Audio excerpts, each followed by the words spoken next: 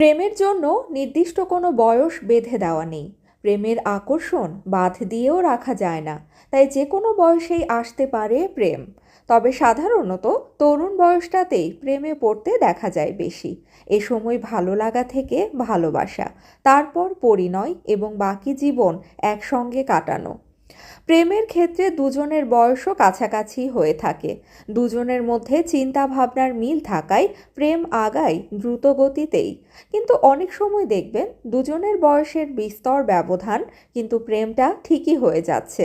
বেশিরভাগ ক্ষেত্রে বয়স্ক পুরুষের প্রেমে পড়তে দেখা যায় তরুণী কাউকে, যিনি চাইলেই একজন সমবয়সী সঙ্গী পেতে পারেন।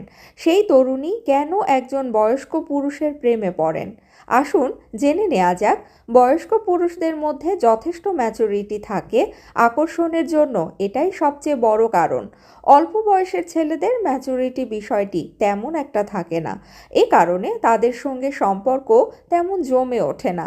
কিন্তু প্রাপ্তবয়স্ক পুরুষের মধ্যে সেটার অভাব থাকে না। বয়স্কদের প্রেম একেবারেই অন্যরকম, অনেক বেশি বাস্তবসম্মত।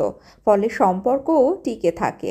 তারা যা প্রকাশ করে সবই বাস্তববাদী, সর্বদা বাস্তবতা মেনে চলে। তাই নেতিবাচক দিক এড়িয়ে চলতে পারে। সে কারণে মেয়েরা তাদের প্রতি দুর্বল থাকে।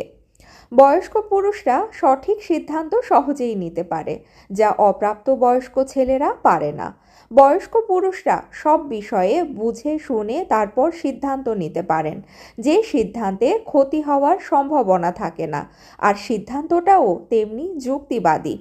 যে কোনো পরিবেশে মানিয়ে নিতে পারে বয়স্ক পুরুষ, যে কোনো পরিবেশে নিজেকে মানিয়ে নেওয়ার ক্ষমতা রাখে, যা মেয়েরা খুবই পছন্দ করে।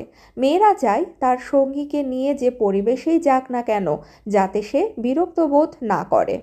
এই ধরনের পুরুষদের প্রতি পূর্ণ আত্মবিশ্বাস থাকে। তারা সম্পর্কে জড়ালে কিংবা বিয়ে করলে আর ছেড়ে যাওয়ার সম্ভাবনা থাকে না, কারণ তারা নিজেরাই চান তাদের পর্যাপ্ত বয়স হয়ে গেছে। সুতরাং একাধিক প্রেম নয়, একাধিক বিয়ে নয়।